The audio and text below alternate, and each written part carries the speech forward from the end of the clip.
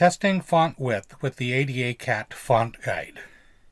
The letters of a sign are commonly not all the same width. Letters such as I are narrow, while letters such as M and W are typically wider than standard.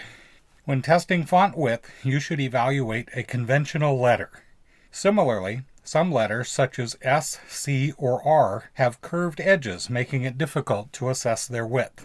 To assess the width of letters, you should test letters that have straight edges on both the left and right. Letters such as H, E, or T are good choices. To assess the width of a character, first set the font guide as described in the earlier video. Place the font guide on the sign with the arm horizontal and the pivot aligned with the left edge of the letter to be evaluated.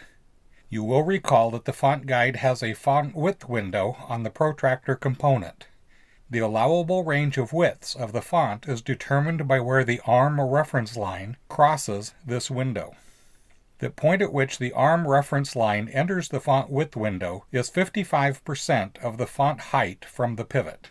This is the narrowest allowed font for an ADA compliant sign.